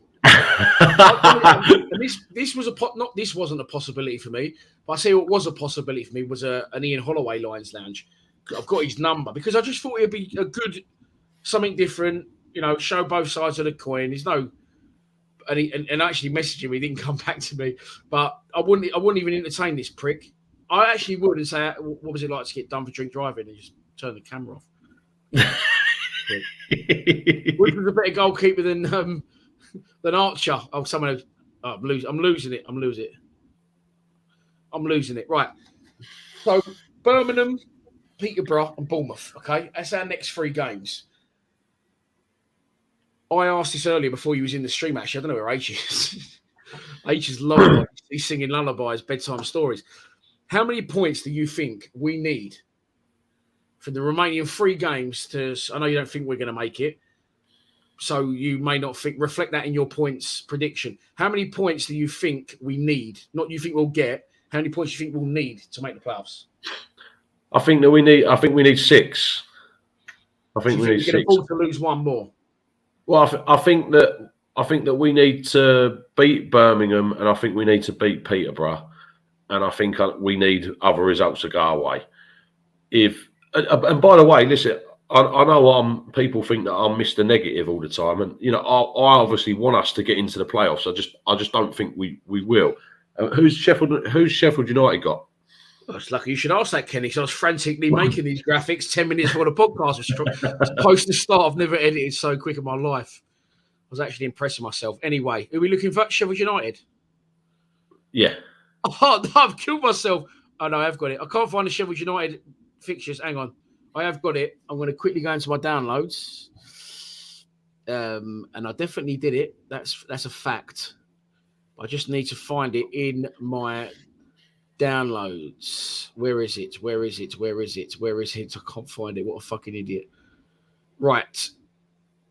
It was the first one I did. Right, two to do. Look at the league table. Let's look at that for a second. And then I'm going to quickly, while you all look at the league table, I am going to upload the Sheffield United graphic. What do you think, Ken, of the current league table? Who's going to be the top two promoted, surely? Yeah, I mean, the only thing that I would say is that at the moment, the biggest problem with getting that last playoff space is I don't think that Nottingham Forest are going to stop. I think that Nottingham Forest will get up to third. Yeah, well, I thought they was going to get second, but then they fucking lost to Luton, didn't they? Which fair play to Luton. Still a possibility, isn't it? Still a possibility, but might be too much. I'm not worried about any team beneath us. No, this is the great thing about where we are. Huh? I said that as well. I don't fear any team below us. Yeah. I don't think that's the issue. No, it's not. It's just whether or not. I mean, if Sheffield United have got a couple of our games coming up, then that would be great. But there you go. It's not going to cover the screen properly because I wasn't able to do it. Obviously, I need to make that graphic on Premiere Pro. But there you go. Sheffield United, Cardiff at home, QPR away, Fulham at home. Yeah, I mean, there's a slip up there, isn't there? In them two games, there's a slip up. The worrying thing is QPR might not have anything to play for. I think they'll beat Cardiff because they're on a massive slide. And Fulham should do well against them. The only problem Fulham would already have is they would already been crowned champions and handed the trophy at their last game before that. So they could have firmly 1 foot on the fucking beach club in Marbella. What are you predicting there, Sheffield? I think Sheffield are going to get 3. I think they're going to get 5 points there, minimum. Yeah, so looking at that, you'd probably say they'd probably beat Cardiff. You'd like to think they get a draw, maybe 2 draw. Yeah, so I'd go win, draw. Mm. Of course, what we've done a little bit, and I didn't realise this earlier. We've written off Middlesbrough. Chris Wilder come in, really good manager, previous experience of getting teams out of this division. They've been faltering lately as well. I mean, Blackburn at one point, didn't they lose 7-0 to Fulham? Then they went top. Now they sit right. But Borough have actually got a game in hand on us. There you go. That graphic I've got right. Their remaining games, for me, it's quite a difficult run-in. I think Swansea will beat them, if I'm honest. Yeah, so I think Swansea will beat them. I think that they might struggle against Cardiff away as well, to be honest with you. But Stoke are doing all right lately. Stoke have just beat Blackburn away. Stoke just beat us at home. Stoke are on a little bit of a decent run. That's like both sides of a team with nothing to play for. It can work both ways, can't it? Stoke are nothing to play for, enjoying their football and doing all right. And then Preston is not an easy place to go. Last game of the season. I know they got the game in hand, Middlesbrough, but if I'm honest, I'd rather be in our position than theirs. What do you think? Definitely. Yeah, I agree. The last thing you want to be doing, I think that was on a Wednesday night as well. The last thing you want to be doing is going to Swansea on a Wednesday night. You're not going to have any fans. It's going to be an horrible trek for them, which is great for us. But yeah, I wouldn't want to be going to Swansea. I'd much rather be wanting to go to Birmingham on Saturday than cold, wet Swansea. I agree. And then Blackburn, their remaining fixtures. Again, difficult fixtures. Preston away, which is obviously their local derby. That's on Monday as well. So they're going to be chasing points by the time the weekend's done. Do you know what I mean? Yeah. Bournemouth at home. Bournemouth, they've had a minor blip. They won 3-0 against Cov, which did us a favour at the weekend because they did look at one point like Forest could catch them. So I think, again, that's another difficult one for Blackburn, who aren't scoring many goals. I don't know what's happened to Brereton Diaz. He seems to have gone right off the scene. And then Birmingham, last game of the season, should be a bit of a given. Go on, mate. What were you going to say about Brereton Diaz? I think he's injured. I don't think he's played for a lot of the season. Oh, I know he got injured definitely at one point, and he wasn't around it, but I wasn't sure if he was back now or not. Is that your old man, Gary Draper? Yeah. Shout out to Big G. Liverpool 4-0 up against Man United. Dave Martin, Lions Lounge. I'd take that one on all day long. I used to play against Dave Martin, actually. Actually, that's a good shout, Steve. I can make a couple of calls tomorrow. I used to play for Moorings Razra down in Abbey Wood. And I used to play for the Lounge FC, and we used to win the league every year. There you go. People are saying what we need or what they think we'll get. So I'll tell you mine now, right? I think we need 7 points. I think we'll get 3, 5. I think we'll get between. I've got to give you an actual number, haven't I? I think we're going to get 6 points. Yes, exactly what I said. I think we're going to win the weekend. Although that's again shitting on the preview on Thursday. I think we'll beat Peterborough. They could be relegated by that point. They're fighting for their lives, and I think Bournemouth might do us. Carnival atmosphere in front of their own fans. Again, that can work both ways. But I'm going for 6 points. You're going for 6 points as well, yeah? I'll go for 6 points, but do you know what? If it boils down to the last day, Dan, I'll fancy us against Bournemouth. I would fancy us against Bournemouth. If we can get a decent crowd down there, and Bournemouth technically maybe don't have anything to play for anymore. They're up. Yeah, I agree. So, I mean, it's about winning the league as well. As you can see there, they're currently 11 points behind. They ain't making that. Fulham win the league if they win tonight, so that's done. If we get 6 points, that puts us on 71 points. So we can't go any higher than 5th. Nottingham Forest have got 2 games in hand, so write them off as well. That means we need Sheffield United to only get 4 points from their remaining 3. If me and you are right and they do get the 6 points, well, look, we can keep dreaming. We can keep dreaming. Alex S says 7 points. Boise Boy says 9. Trev says he'd love to see Ian Holloway. I might fire into him. But this is the mentality of some of our fans. Oh, what do you want to get that? Fuck him. What do you want to get him one for? Wouldn't it be an interesting chat? It'd be awkward. And I wouldn't be rude to him, but I'd put points across to him. I'm sure he'd have answers for him because every player we've ever had on Lions Lounge speaks highly of him, if not our fan base. I mean, the results are there. The answers are there and the conclusions of what happened with him in charge. But it would be an interesting one. I will try. Moogle Tube says, you think we'll get 7 points. Jack Merritt thinks we'll get a draw against Bournemouth. We need 9 points, Steve says, an average of 74. I'm not ruling anything out at the minute, Steve. I'm really, really not. Right, we're going to move the chat away. Yes, Super Steve is fantastic. I've just dropped something, sorry. The stats from Super Steve are next to none. Danny Pickering. Ronnie Pickering is going for 7 points. I think that is Sheffield United's game, Steve. Thank you very much. I'm a little bit behind on the comments. Chris Brown says 71 points won't do it. Christian Bastinelli, thanks for tuning in. Right, let's move on from that now. So my next question on my big list on my gold marker pen. Who's making the playoffs then? Who's making the playoffs out of this lot? Honestly, I think we're just looking for that team. We're only really looking at 6th place, I think. But what do you think? Yeah, I don't think if Millwall don't get there, I don't think that changes. I agree. I don't think there's nothing coming beneath us that's of any interest.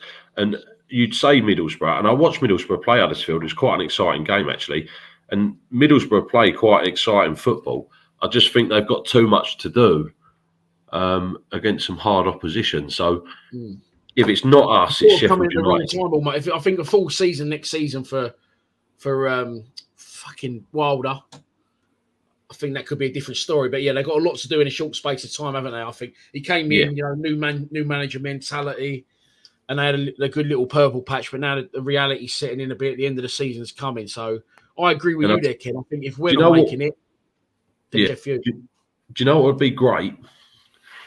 Is that it stays like it is, apart from Millwall get up to 6th, and then all of a sudden I can go back to Huddersfield and they can repay me for the shit show I watched when I went up to Huddersfield last time.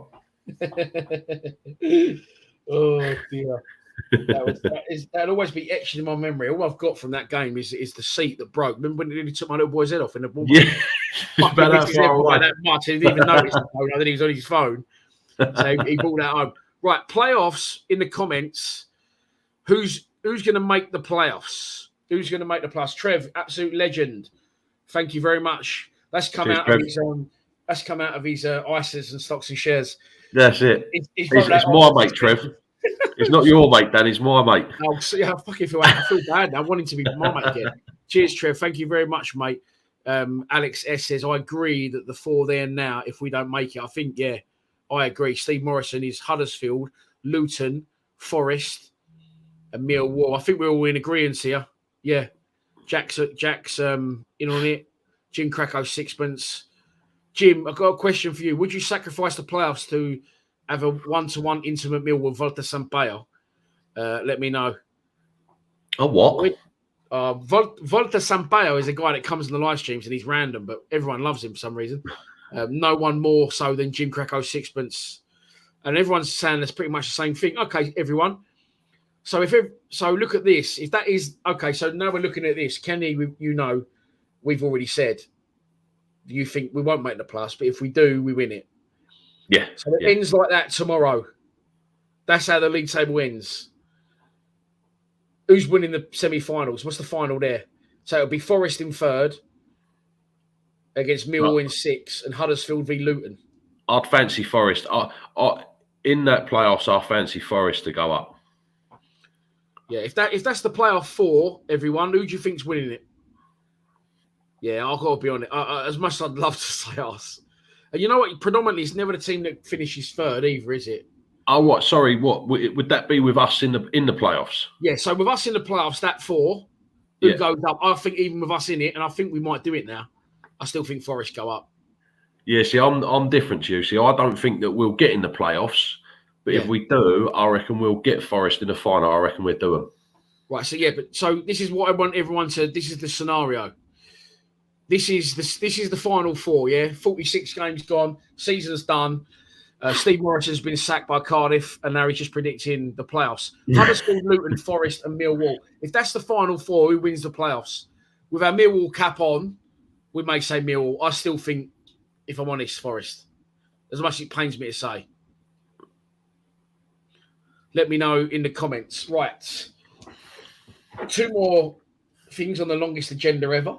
And that is, we'll finish with that last. So next we'll go, just written do on the sheet, as in Danny McNamara. I don't know why I wrote that.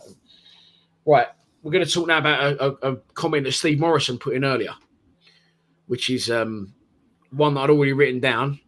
John Robertson, Forest, AB, Forest. Jack Merritt thinks Huddersfield. Millwall thinks Huddersfield in the semis. I always say they've got to take me out to my mate, the Millwall Tube. He's been going for years. He gets vlogs out. Like, I don't know how quick he gets them. I don't know how he does it. He must edit from in the stand. I'll get home and his vlogs out. So if you haven't already, check his YouTube channel out for me. He's fucking flying, the boy. Luton will go up, says Dave Turner. That will be a fucking horrible place to go for all Premier League teams. Jack Merritt saying Huddersfield. There's a lot of love for Luton to be going up. So not a lot of people think us. No, which is understandable. It's been a good season. So, sorry, as I said, the next question on the agenda is the penultimate question. Loanees we've got, right? I thought about this question earlier, so Steve Morrison's jumped on it and had the same idea. Out of the loanees we've got, help me out with the loanees here, because I've got Burke, I'll put Freeman in for the crack. Ojo, what other loanees we got? Burke. Freeman, Ojo. Is that it now? Ballard. Anyone in the comments? Have we got any other loanees? Other than Ballard, Ojo, Burke and Freeman. Yeah, Ballard. Oh, Bennett. Bennett, good shout. John Robertson. Cheers, Steve. Cheers, other boys, for Bennett. Yeah, we got it. I think that's it. Yeah, of course, Bennett. So 5 loanees, right? Let's fuck Freeman off because we can't waste no more time on it. Ollie Burke. Do you think we'll sign him? Would you sign him? I think we will sign him. I wouldn't sign him, but only because. Sorry, did you say you would or you wouldn't? So I wouldn't. You wouldn't, all right? No, but the only reason why I wouldn't, Dan, is I don't think I've seen enough of him. He sort of seems to come on. He's a bit more of an impact player than what he is, say, a starting 11. Yeah, he scored a goal for us, but fuck me, he nearly missed that. Well, the one off his kneecap. Yeah, I don't really understand where Ollie Burke plays. Well, I've just looked at it. Funny you should say that. Burke, Ojo, Ballard, and Bennett. Burke, Ojo, and Bennett all can play in that same position, that wide left, can't they, or wide right? Bennett's more of a striker than those two out and out, but he's not going to keep all three. But Burke, you wouldn't keep, but you think we will. Yeah. See, I don't think we'll keep him. He's been around a lot. He's went for a lot of money back in the day. Celtic, West Brom from Forest. I think he played abroad as well. Yeah, Leipzig. That's it. Yeah, good shout. I just don't think. I mean, I think, if I'm honest, no disrespect, I think he's out of options. He wants to come in and put himself in the shop window, but as people like Troy Parrott say, it's not that easy. I think he could be out of options, but I think the wage structure could be an issue. I think it could be another one where he could do really well on loan, and then if he gets a fucking permanent, he goes missing. Do you know what I mean? He's a random dude. If you don't follow him on Instagram, I can't fucking work him out. He's all about. I don't think he's done good enough this season, in my opinion. I'd rather have Berry on the side, on the left-hand side, than what I would Burke. He's one of our players, so it's a very good point. More money for other options. Millwall Tube says he gets Bennett, Ballard, and Burke. So no, the three Bs. And MN says exactly the same thing. Callum echoes what I said. Daniel Baker. I mean, look, we'll put Burke to the side for now. And I think if you could pick one out of that four to sign, I think we all know exactly who it would be. Burke, Ojo, Ballard, and Bennett Afobe. Yeah, mine would be Ballard. 100%. We'd sign Ballard. I think he's been brilliant for us. He helps Blackpool get promoted from the League One. Played in the final for them, come to us. Now he's stood out again in this division. Yeah. I think he's tailed off in the last 4 or 5 performances. But he's just come back from injury again, been thrown back into the mix due to no Sean Hutchinson. But for me, he's one I would absolutely sign. I said this I think we both said it during the window where we didn't really sign anyone other than Ojo last knockings. I would have took no signings, but said Jed new contract, Ballard sign. I don't think he's out of our price range. I think Arsenal, as good as he is, as much potential as he's got, he's not as young as I thought he was. I think he's like 22, 23. So he's going to want to play first-team football at some point. Yeah, there was rumours he could be going somewhere else, but I can't say anything more on that. That was before his injury, but I'd do everything I could to sign him, wouldn't you? He's got Millwall written all over him, Ballard. Yeah. He's got Millwall written all over him. And he would probably be the only player out of all of them that you've said that I would say is a Millwall player. Yeah. Sorry. It just cracks me up like that. So I think we can all agree. If you had 1 to 4 and you had to put them in order of who you'd have, we stick Ballard number 1, top of our list, yeah? Yep. I'm the only one that's going to cause controversy, and I'm still undecided on it as well. Right, Ojo, Ballard, and Bennett. If you could sign, Ojo, Burke, and Bennett. If you could sign one of those 3, who are you signing? you don't want to say it, but I know you want to. We probably should say Bennett Afobe, because look, the non-trying thing I don't get with him. I think he's got he wears that. I heard this in another podcast earlier. Steve Howie was talking about a player that he used to play with, and he said he wore Adidas trampolines. Like his touch isn't great at times, but Bennett Afobe's come in on loan, not wanted by Stoke. Had a year out, had some obviously very understandable personal issues. Went abroad, played for I think it's was it Trabzonspor or Besiktas or one of them. Yeah, Trabzonspor. And I think it's one of his best returns in the champ, other than when he fired Wolves promotion. 29 years old. He's a fucking so he's a try for me. He gets shit. He misses chances, but he gives you one of them. He keeps going. He scored, I think, 11 goals.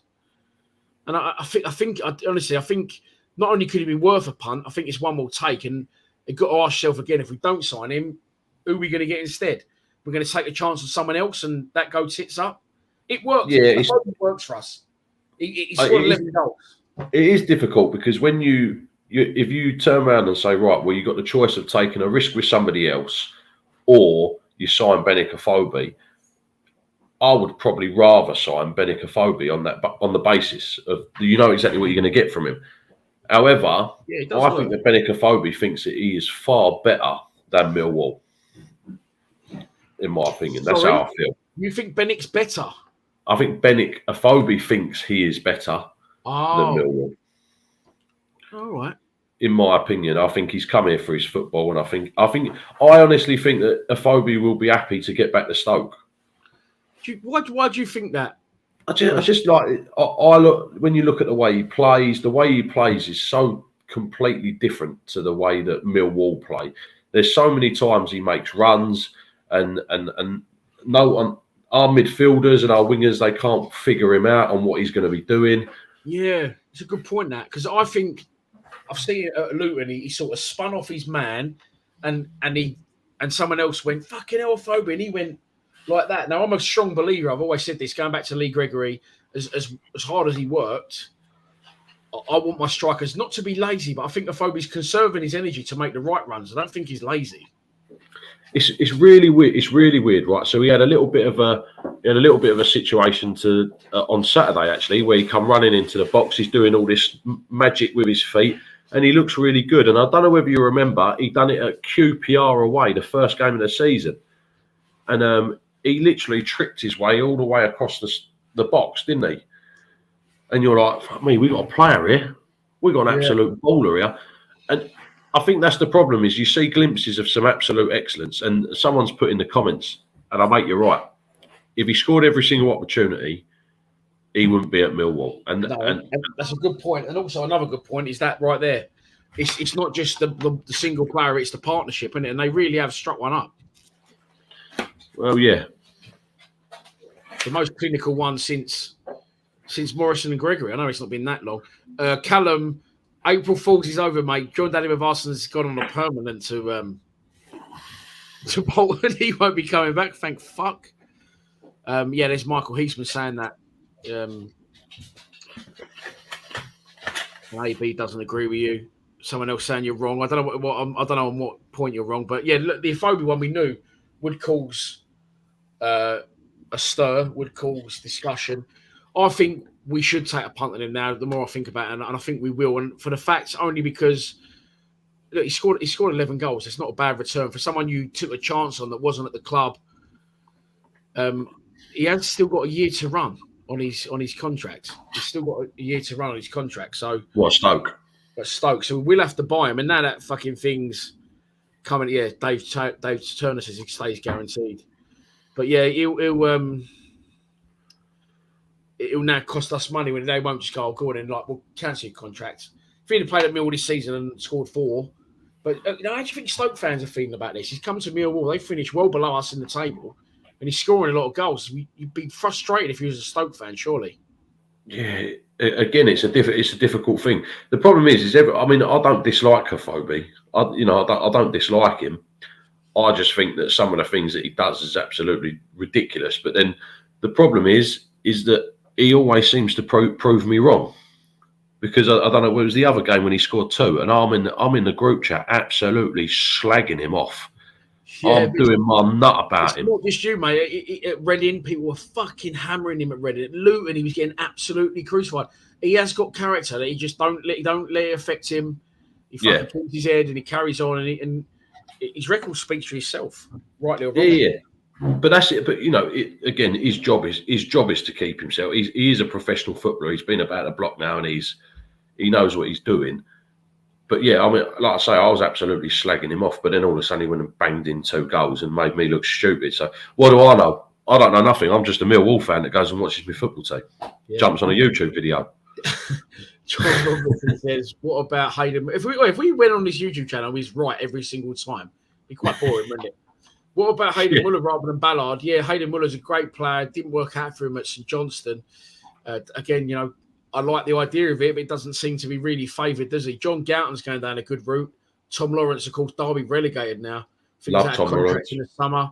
Usually, I would say we wouldn't get a player like that, but with obviously Rowett's ties to Derby and him loving to go back to players he's worked with before, I think Tom Lawrence and Sibley, we've already bid for Sibley, would be ideal. Are they similar type players though? Similar position, or have I imagined that? Sibley's left-footed, Lawrence is right-footed, but are they sort of? I think you'd probably put Tom Lawrence in sort of the Savile role. I think he's more of a cam. Yeah, I think you're right. I've been going on for the last 3 seasons saying that I wanted Brad Potts at Millwall. I don't even know who he is. Who the fuck's he? I can't remember. I don't even know who he plays for now. I think it might be Preston. I can't remember. This is again where I'll edge towards that it would be the right thing to sign a Phobe. This is what Super Steve is saying. Who do we sign instead? Look at our previous loanees: Ken Zahor, Troy Parrott. Supposed to be bigger and better and fucking pushing us forward, and it didn't happen. Now you're getting little Bennett from Stoke, not expected to do so well, and he's put both of them to bed. Really, when you look at it in that way, hasn't he? Yeah. That's what I said. Junior drive, that could be the problem. Steve's saying these contracts up this summer at Phobe.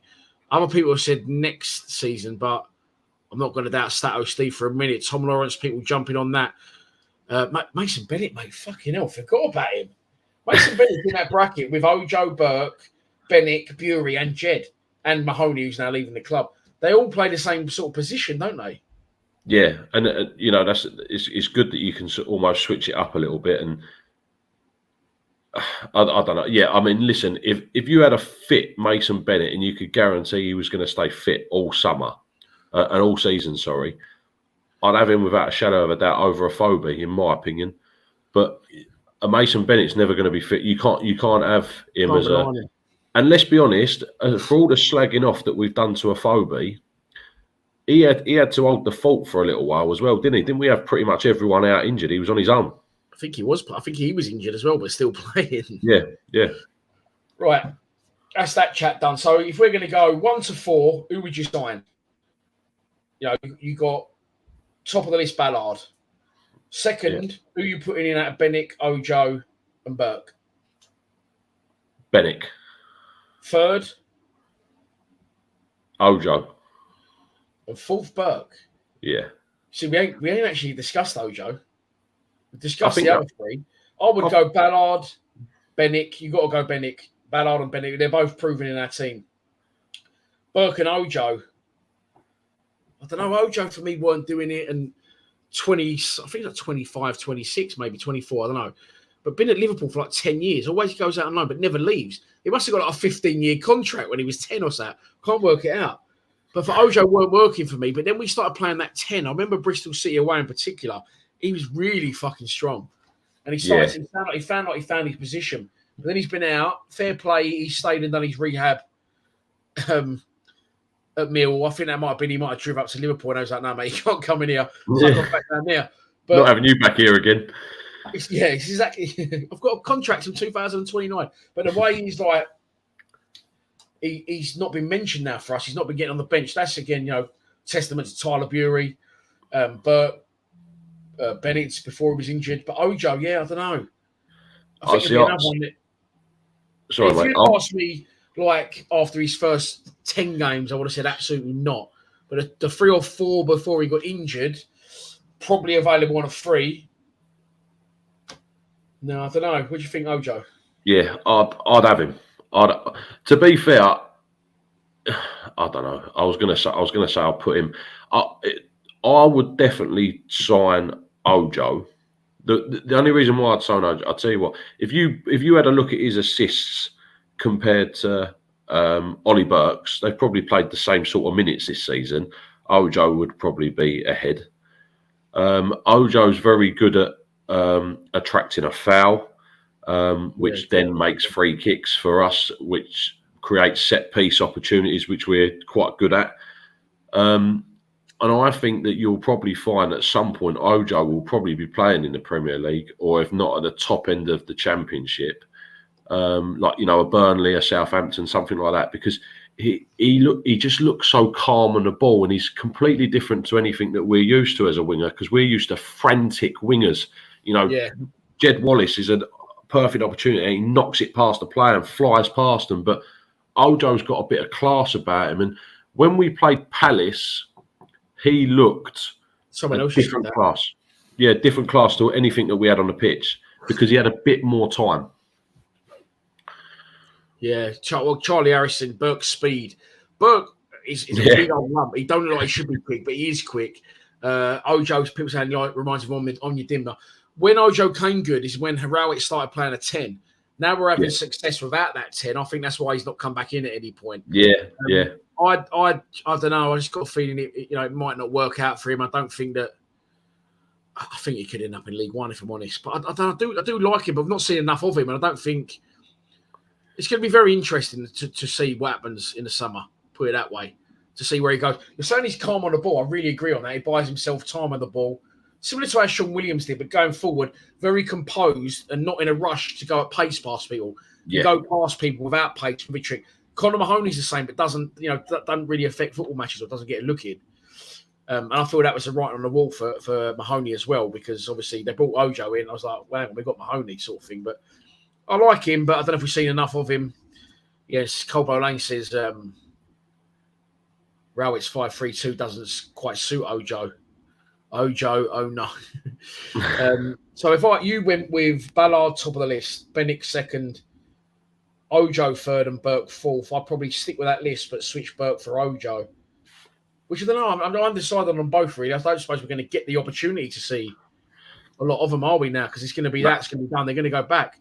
Right, Stephen Stack. There you go. Well done. She put me on to our last question on the agenda. I've got to get a new marker pen. When does Gary Rowett's contract expire? Stato Steve, you tell me, please. I believe, I'm not concrete 100%, that Rowett's contract expires at the end of this season. He's offered a 3-year. He got a 3-year deal. He told us he had a 3-year plan. To my belief, I'm not 100% on it. That is now up at the end of this season. Will he stay? Will he go? On top of that, there is rumours that he would, and I don't know anything. These are just rumours I heard, not from anyone reliable, but rumours I've seen circulating on the social media pages. Not the rumours started by Lions TV, get that across before I get banned again, that he put his name in the hat for various jobs. I don't know how true that is, probably not. Also, someone messaged me the other day and said that Mark Warburton's coming to Millwall's manager at the end of the season. It does seem strange to me that they haven't mentioned that Rowett's getting a new contract. So will he get a new contract, Ken? Do you think? Is he going to be in charge next season, I suppose, will probably be the easier way to put that. Well, let's have it right. Right, when Bradshaw got his new contract, he didn't sign a new contract on the day that his old contract ran out. Yeah. So if, for instance, Rowett was going to definitely 100% stay, what would be a better time than to sign a new contract just before you go for a playoff push? Yeah, good point. Yeah, and try and G the players up, the fans up, because everyone's all of a sudden, Rowett's the best, Gary Rowett. He'll give us that stability and that he wants to be here. It'll give us an extra little kick, a little boost, wouldn't it? Yeah, whether we win, lose or draw and get into the playoffs, we know that we've got a manager that's going to stay by our side. Me personally, I think he'll be gone by the end of the season if we don't get in the playoffs.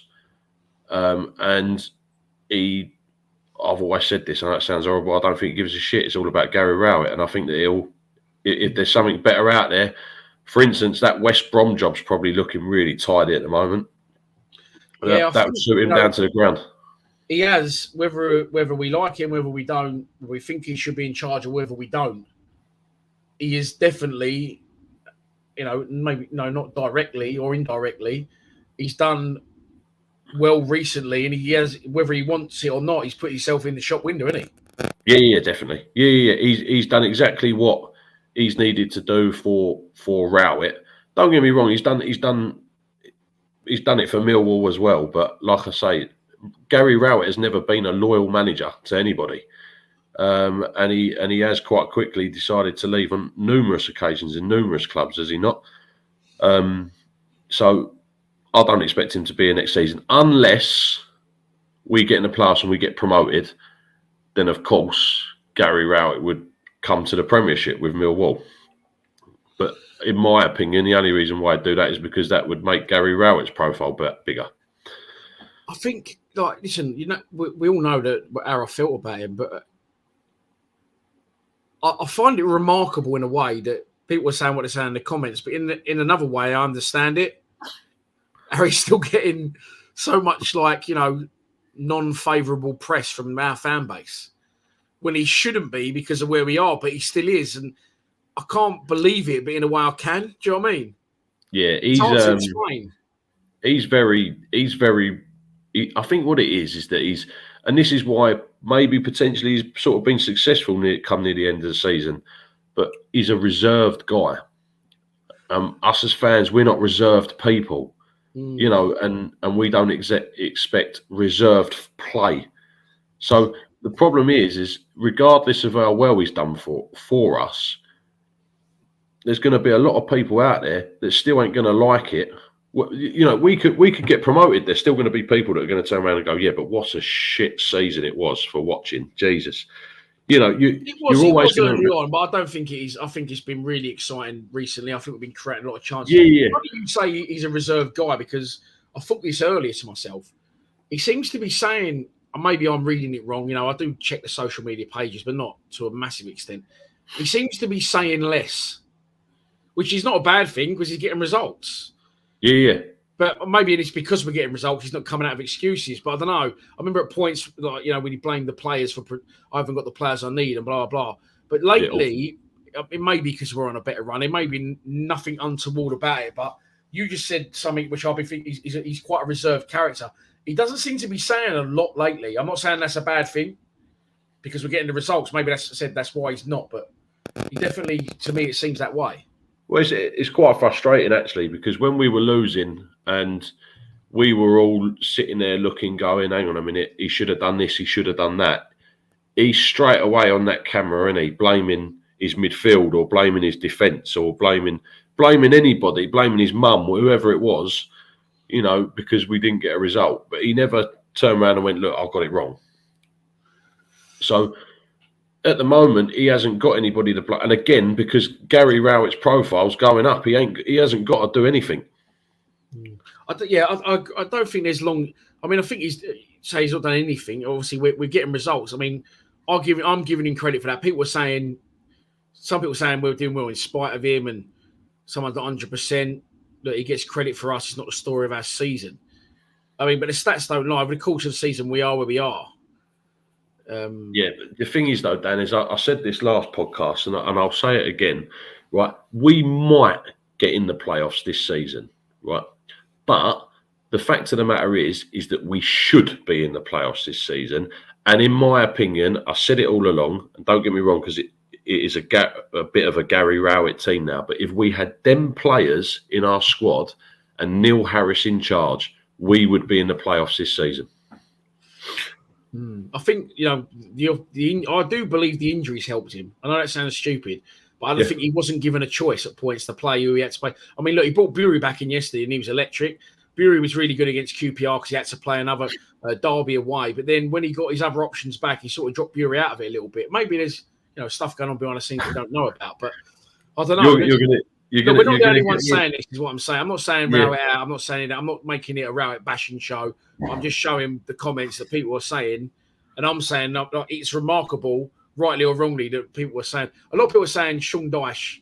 I wasn't going to respond to it, but a lot of people were saying it. Sean Dyche was the highest paid British manager in English football. I believe he was on about 70 grand a week or something stupid like that at Burnley. He's done a remarkable job there.